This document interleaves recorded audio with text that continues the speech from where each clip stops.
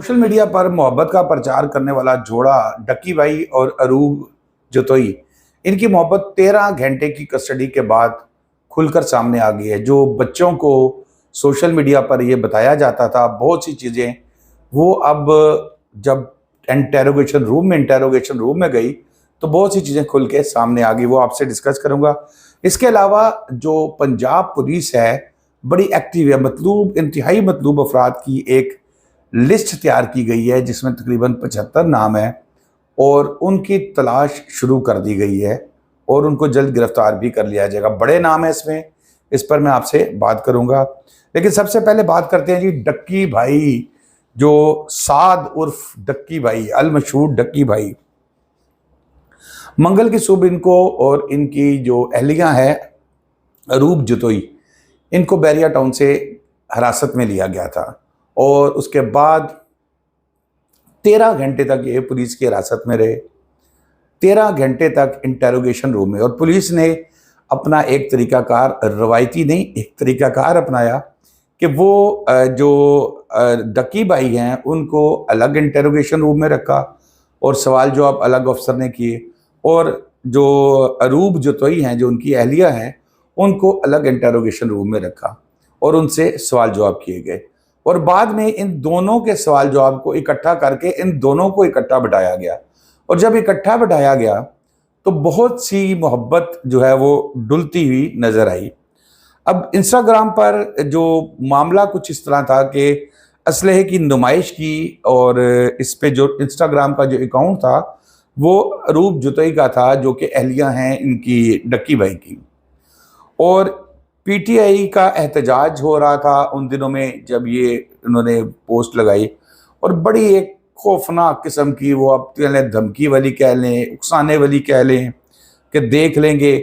असल में हमारे इस तरह के जो लोग हैं जैसे डक्की भाई हैं या इनकी अहलियाँ हैं, ये समझते हैं कि शायद हम इस पे बैठ के, जिनके हज़ारों फॉलोअर्स हों, हमारी तरह के चुने मुने भी जो होते हैं, अगर इनके ऊपर भी कोई मतलब इस तरह की हम करेंगे हरकत तो जाहिर है वो भी गिरफ्त होगी। क्योंकि पुलिस आजकल बहुत एक्टिवली देख रही है, और ख़ास तौर पर इस तरह के यूट्यूबर्स को। इससे पहले भी एक यूट्यूबर के घर पे फायरिंग का वाक़या भी हुआ, उसकी भी तफ्तीश की जा रही है। ये अब हुआ, अब यहाँ पर जब इन्होंने फुल हालात की उसको हसासियत का अंदाज़ा नहीं लगाया और भरपूर तरीके से अपनी कंपेन करते रहे कि तरीके इंसाफ के जलसे में, और फिर चलो जलसे में जाने का कहना एक अलग चीज़ है, लेकिन लोगों को उकसाना ये एक अलग चीज़ है कि बस जीत गए, हार गए, ये हो गया, वो हो गया, इस तरह की चीज़।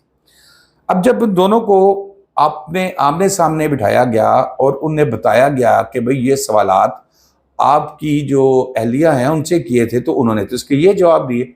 आपके जो खावंद साहब हैं इनसे सवाल किए थे, उन्होंने तो ये जवाब दिए थे। तो इन्होंने एक दूसरे को घूरना शुरू कर दिया। अब इंस्टाग्राम पे पिस्टल लगाने के ही मामले में अरूब जो हैं वो ये कहती कि मैंने ये जो हमारे डक्की भाई हैं, हमारे डक्की भाई, उनके नहीं, मतलब मेरे भी नहीं बल्कि ये फॉलोअर्स के डक्की भाई, उन्होंने उनको कहा था कि भाई आप इस तरह की पोस्ट लगाओ। अब वो उन पे डालें, वो उन पे डालें। अब सोचने की बात यह है कि वो उनकी बेगम है, अहलिया है। अब किसी रिस्पेक्टेबल फैमिली में अगर इस तरह की कोई चीज़ होती है कि जहाँ पर बेगम का नाम आ रहा होता है, तो बंदा वैसे ही कहता नहीं जी बेगम बेकसूर है, ये सारा मैंने ही किया था, चाहे बेगम ने किया भी हो, कि यार घर की औरत है, इसकी रिस्पेक्ट करो, इसको साइड पे रखो, इसको इस चीज़ में इन्वॉल्व ना करो, चलो उससे गलती हो गया, मैं अपने ऊपर मलबा ले लेता हूँ। लेकिन डक्की भाई ने ज़रा परवाह नहीं की, उन्होंने सारा अपनी बेगम पे डाल दिया। बेगम साहिबा ने तमाम चीज़ें डक्की भाई पे डाल दी, और फिर जब एक दूसरे को वहाँ पर घूरना शुरू कर दिया। अब यहाँ पर एक चीज़, क्योंकि 13 घंटे के बाद इनको छोड़ दिया गया, और इतलात ये है, मैं उमर याकूब साहब को सुन रहा था, बड़े सीनियर क्राइम रिपोर्टर हैं, और इस खबर को तो बनाने वाले ही वो हैं, निकालने वाले ही वो हैं।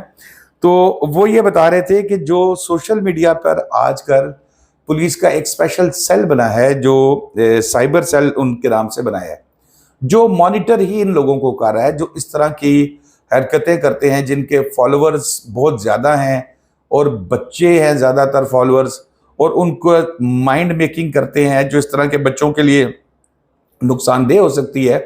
इन लोगों को मॉनिटर कर रहे हैं। और कुछ लोग, अभी तो ये डक्की भाई के साथ हुआ है, अभी जो और इस तरह के यूट्यूब चैनल चला रहे हैं पैसे की खातिर, डॉलर्स की खातिर, अपनी कौम को, अपने बच्चों को गलत रास्तों पे डालने की कोशिश कर रहे हैं, इन पे पुलिस जो है वो कार्रवाई कर रही है। और सेल जो है वो इनको बाकायदा मॉनिटर कर रहा है। इनके जो वीलॉग्स होते हैं, एक एक चीज कार तो हमारे भी रहा होगा, लेकिन हमें सुनता कौन है।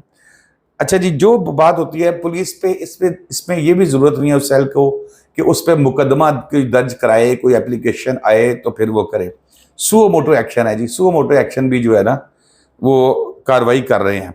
बहरहाल इनसे जो है वो गारंटियां ली गई और उसके बाद फिर इनको छोड़ दिया गया और दोबारा ऐसे ना करने की हदायत की गई, जिसका नतीजा आप देख सकते हैं कि इन्होंने वो पिस्टल वाली भी और इस तरह की जो और वीडियोस थी वो अपने अकाउंट से डिलीट कर दी हैं। और फिर वही बात के पैसा तो जो आना था वो आ गया, करोड़ों रुपए आया होगा, लाखों रुपए आया होगा, वो अपनी जगह पे। लेकिन जो सुबकी हुई और फैमिली के साथ, जब आप अपनी फैमिलीज को इस किस्म के काम में इन्वॉल्व करते हैं तो फिर जो नताइज हैं खुदा न खास्ता जो इस तरह के आते हैं वो भी फैमिली को भुगतने पड़ते हैं। और आपका अपना कैरेक्टर ये है डक्की साहब का या साद साहब नाम है इनका कि जनाब ये अपनी बेगम का नाम ले रहे हैं कि जी वो ही है जी, पढ़ लो उन्होंने मेनू चढ़ दियो। ये इनकी दिलेरी है। और ये बच्चे जो इनको सुनते हैं, फॉलो करते हैं, उनको भी इस चीज़ पे सोचना चाहिए कि बेटा ये हमारा ना रवायत है ना हमारा सिस्टम है और ये लोग हमें धोखा देने की कोशिश कर रहे हैं। अब आ जाए, जो 75 लोगों की लिस्ट जो है वो जारी की गई है।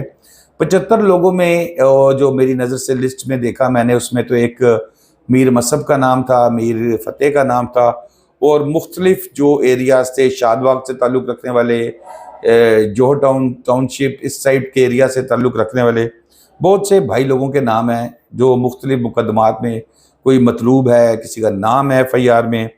और इसके लिए जो है पुलिस के बड़ों ने सर जोड़ लिए हैं। और ऑर्गेनाइज क्राइम यूनिट जो इसका आजकल वैसे ही बड़ी पॉपुलर है, इसमें उनके जिम्मेदारियां दी गई हैं और उनको ये टास्क सौंपा गया है। और जो बुरी शरीयत के, इस तरह की शरीयत के जो बदमाशियाँ, इलाका में बत्ता, ये वो सारा, इन तमाम लोगों की जो है वो लिस्ट, जो तकरीबन 75 के करीब लोग हैं जो बड़े लोग हैं, इनकी लिस्टें तैयार की गई हैं और कुछ मफरूर हैं उनको पकड़ा जाएगा। जिसके बाद जाहिर है इनके अपने लोग भी बैठे होते हैं, इनको इतलात मिल जाती हैं और अक्सर डेरे बंद करके फ़रार हो चुके हैं। घरों में भी नहीं हैं, डेरों पे भी नहीं हैं और घरों में ताले लगाए हुए हैं। पुलिस ने गिरफ्तारियों के लिए जो है इनकी CDRs भी हासिल कर रही है सोर्सेज के मुताबिक। और ज़रा ये भी कहते हैं कि इनकी लोकेशन भी ट्रेस की जा रही है। ये कुछ लोग सियासतदानों से भी राब्ते कर रहे हैं कि जनाब हमारी को माफ़ी तलाफ़ी करा दो, हमें कोई पेश करा दो, कोई मसला है तो हम वैसे हल कर लेते हैं, हमारे से कुछ पूछ पूछा करना है तो वैसे कर लो, लेकिन गिरफ्तार ना करो। तो ये राब्ते भी शुरू कर दिए। दोस्तों अब तक के लिए इतना ही। शादाब रियाज को इजाज़त दीजिए। अल्लाह हाफिज़।